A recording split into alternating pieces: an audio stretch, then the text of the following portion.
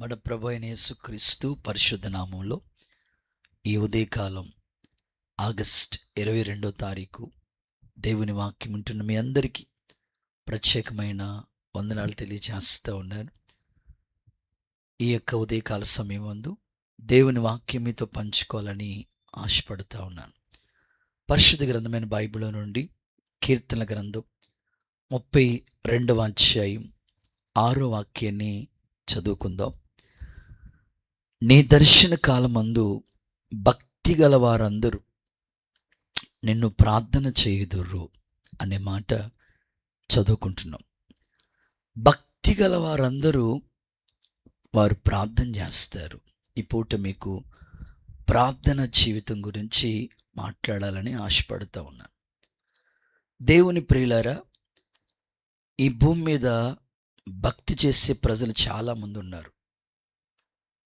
మన దేశ ప్రజలు భక్తి అంటే చాలా ఆసక్తిగా ఉండేవాళ్ళు. భారతదేశంలో భక్తికి ఏమీ కొదువు లేదు, అంత విపరీతమైన భక్తి పెరిగింది. అయితే దైవ వాక్యం ఏమి చెప్తుందంటే, భక్తి గల వారందరూ కూడా తప్పకుండా ప్రార్థన చేస్తారు అని. ఈరోజు చాలామంది పైకి భక్తి గలవారుగా కనపడవచ్చు, కానీ ఆ భక్తిలో ఉన్న శక్తిని ఆశ్రయించలేని వ్యక్తులుగా మిగిలిపోతాం. ఎంత విచారకరం. దేవుడు అంటారు, భక్తి గల వాళ్ళు దర్శన కాలమందు ప్రార్థన చేస్తారు అని మాట్లాడుతున్నారు. భక్తుడు అంటాడు, నీ భక్తి నీకు ధైర్యాన్ని పుట్టించదా? నీ యథార్థమైన ప్రవర్తన నిరీక్షణకి ఆధారం కాదా అని.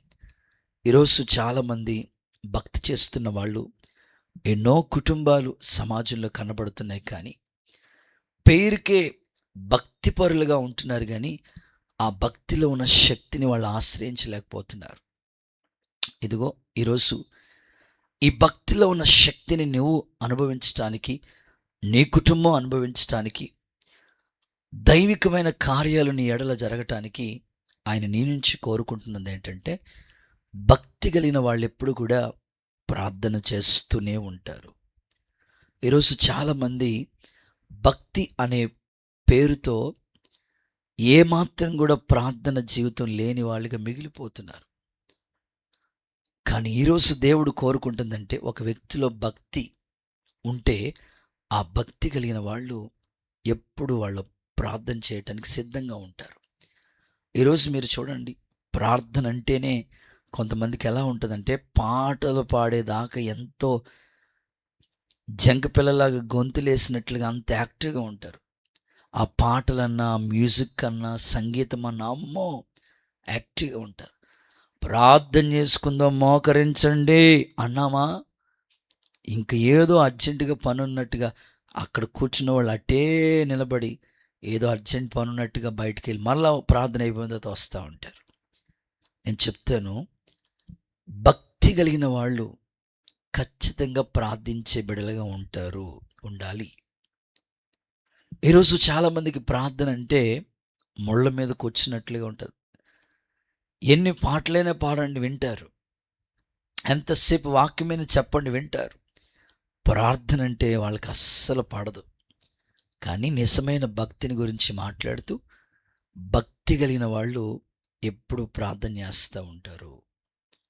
ఈరోజు ఒక భక్తిపరుడికి ఎలాంటి ప్రార్థన జీవితం ఉండాలో, నీ వ్యక్తిగత జీవితంలో దేవుని వెంబడిస్తున్న మీ ఆత్మీయ కుటుంబాల్లో ఎలాంటి ప్రార్థన అనుభవం ఉండాలో ఒక ముచ్చటగా 3 మాటలు మీతో పంచుకుంటాను. ఒక భక్తిపరుడికి ఎలాంటి ప్రార్థన జీవితం ఉండాలో 3 మాటలు మీతో పంచుకోవాలని ఆశపడుతూ ఉన్నాను. చదవండి. మొదటి మాట, పరిశుద్ధ గ్రంథమైన బైబిల్లో మత్తయి సువార్త 14వ అధ్యాయం 23వ వాక్యంలో ఈ విధంగా ప్రభు చెప్తున్నాడు, ఏకాంతముగా ఆ జనసమూహమును పంపివేసి ప్రార్థన చేయుటకు ఏకాంతంగా కొండ ఎక్కి సాయంకాలమైనప్పుడు ఒంటరిగా ఆయన ప్రార్థనలో గడిపినట్లుగా వాక్యంలో చూస్తాం. వాస్తవంగా ప్రభువు దగ్గరికి జనసమూహం వచ్చారు. వచ్చిన వాళ్ళని ఆయన బలవంతంగా పంపేశాడంట. వెళ్ళిపోండి బాబు, వెళ్ళిపోండి, వెళ్ళిపోండి అని. అంటే ప్రభు ఇక్కడ ప్రార్థన జీవితం, ఎలాంటి ప్రార్థన అనుభవం మనకి నేర్పిస్తున్నాడంటే, ఒక భక్తి కలిగిన క్రైస్తవుడికి ఎలాంటి ప్రార్థన జీవితం ఉండాలంటే, మొదటి మాట ఏకాంత ప్రార్థన. ఏకాంతంగా ఏకాంతంగా కొండ మీదకి వెళ్ళి ఒంటరిగా ఆయన ప్రార్థనలో గడిపిన అనుభవం మనం చూస్తాం.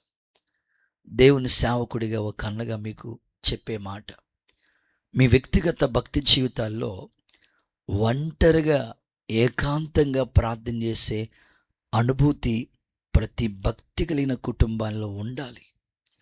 దేవుడు అలా ఉండాలని నియమించాడు, కోరుకుంటున్నారు. వాస్తవంగా ప్రభు దగ్గరికి జనాలు వచ్చారు. ఇప్పుడు ఫర్ ఎగ్జాంపుల్ నా వైపు చూస్తే ఈ మాటలు వినండి. మీ ఇంటికి ఎవరైనా వచ్చారనుకోండి, వచ్చిన వాళ్ళని వెంటనే పంపేస్తారా? పంపరు. ఆ కవురు, ఈ కవురు, ఊర్లో ఏం జరుగుతుంది, ప్రపంచంలో ఏం జరుగుతుంది, ఆ వార్త, ఈ వార్త మొత్తం అన్నీ మూట కట్టుకుంటారు.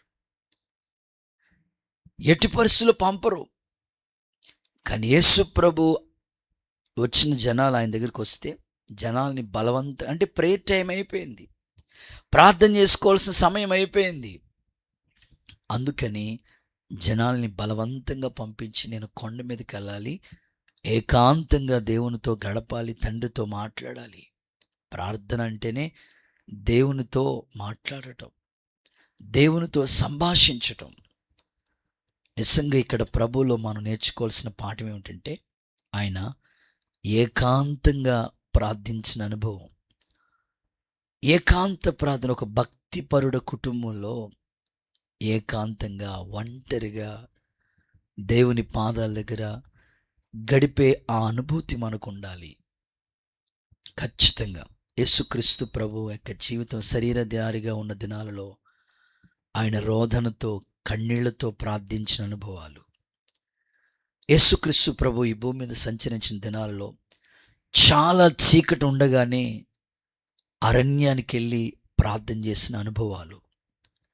ఈ విధంగా మనం చదువుకుంటూ వెళితే యేసు ప్రభు జీవితం అంతా కూడా ఆయన పగలంతా సువార్త పరిచర్య చేస్తే రాత్రంతా ప్రార్థించిన అనుభవం. ఏకాంత ప్రార్థన ప్రతి క్రైస్తవుడికి ఉండాలి, ప్రతి భక్తిపరుడికి ఉండాలి. దేవుడు నీ నుంచి అదే కోరుకుంటున్నాడు. యేసు ప్రభు నీకు ఒక మాదిరి చూపిస్తున్నాను. ఆయన ప్రార్థన చేసే అనుభవం చాలా గొప్పది. ఈరోజు మీ జీవితాల్లో కూడా భక్తికి చేస్తూ ఉన్న మీలో చాలామంది వ్యక్తిగతంగా పర్సనల్ ప్రేయర్, ఏకాంత ప్రార్థన ఉండదు. అందరితో కలిసి ప్రార్థన చేసుకుంటారేమో కానీ ఏకాంతంగా ఒంటరిగా. అందుకే కదా బైబిల్లో చూస్తాం, నువ్వు ప్రార్థన చేసేటప్పుడు గదిలోనికి వెళ్ళి తలుపు వేసుకుని ప్రార్థించి రహస్యమందు చూస్తున్న తండ్రి నీకు ప్రతిఫలం ఇస్తాడు. నేను ఈ సేవకి ఎలా వచ్చానంటే, చాలా రోజులు ఏకాంతంగా గడిపి ప్రార్థన చేసుకుని అసలు దేవుడు నన్ను పిలిచాడా, ఆయన ఉద్దేశం ఉందా, ఇట్లాగా. మా అక్క కూడా ఏకాంతంగా మా ఇంటి ప్రక్కనే ఒక కిచెన్ కోసం ఒక గది ఒకటి ఏర్పాటు చేశారు. దాని పక్కన ఇంకొక గది కట్టారు. అది ఇంకా కన్స్ట్రక్షన్ జరుగుతూ ఉన్న సమయంలోనే దాని నిండా ఇసుక నింపిన సందర్భంలో వెళ్ళి ఏకాంతంగా ప్రార్థన చేసుకునే అనుభవం మా అక్కకు ఉండేది. వ్యక్తిగత జీవితంలో ఏకాంత ప్రార్థన చాలా ప్రాముఖ్యం. అసలు దేవుడు మనల్ని ఎందుకు పిలిచాడంటే ఆయనతో కూడా ఉండాలని. ఇప్పుడు నీకు మీ బంధువులు ఇష్టం అనుకోండి, వాళ్ళతో ఉండాలనుకుంటాం. మన కుటుంబ సభ్యులు ఎక్కడికి విదేశాలకు వెళ్ళారు, చాలామంది తండ్రులు చెప్తారు, మా అబ్బాయి బయట ఉన్నాడండి, రోజు మాట్లాడతాడండి, రోజు ఫోన్ చేస్తాడండి, రోజు వీడియో కాల్ చేస్తాడండి.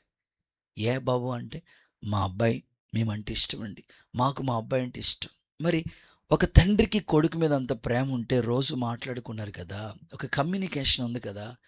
దేవుడి మీద నీకు ప్రేమ, భక్తి ఉంటే దేవునితో ఏకాంతంగా గడిపే అనుభవం నీకు ఉంటుంది. ఆ అనుభూతిలోనికి భక్తి కలిగిన వాళ్ళు ఏకాంతంగా ప్రార్థించుకునే అనుభవం రావాలి. సో ప్రతి క్రైస్తవ జీవితంలో భక్తి చేస్తున్న వాళ్ళు ఏకాంతంగా ప్రార్థించే అనుభూతిని మీరు పొందుకోవాలని కోరుకుంటున్నాను. ఇక రెండో మాటకు వస్తాను, సెకండ్ వన్. ఒక భక్తి కలిగిన వ్యక్తికి ఎలాంటి ప్రార్థన ఉండాలి? రెండో మాట చెప్తాను చూడండి. బైబిల్ గ్రంథంలో అపోస్తుల కార్యాల గ్రంథం 10వ అధ్యాయం 2వ వాక్యం. అపోస్తుల కార్యాలు 10:2 చూస్తే అక్కడ కొర్నేలి అనే ఒక భక్తి పరుడు ఉంటాడు. ఇటలీ పటాలమందుతున్న ఆ పటాలమ సమయంలో అతడు తన ఇంటి వారందరితో కూడా దేవుని యందు భయభక్తులు గలవాడే, బహుధర్మ కార్యాలు చేస్తూ ఎల్లప్పుడూ దేవునికి ప్రార్థన చేసేవాడు. అంటే భక్తి కలిగిన వాళ్ళు, వాళ్ళకు ఉండవలసిన ప్రార్థన జీవితం ఏంటంటే కుటుంబ ప్రార్థన, ఫ్యామిలీ ప్రేయర్. ఫస్ట్ చెప్పాను, ఏకాంత ప్రార్థన, వ్యక్తిగతంగా ప్రార్థన ఉండాలి మీకు. రెండవదిగా ఫ్యామిలీ ప్రేయర్, ప్రతి రోజు మీ ఇంట్లో కుటుంబ ఆరాధన జరగాలి. ప్రతి క్రైస్తవుడ కుటుంబాల్లో నీతిమంతుల గుడారాల్లో రక్షణ గుచ్చిన సునాదం వినబడుతుంది అనేటట్లుగా మీ ఇంట్లో స్తుతి ప్రార్థన, కుటుంబ ఆరాధన జరుగుతూ ఉండాలి.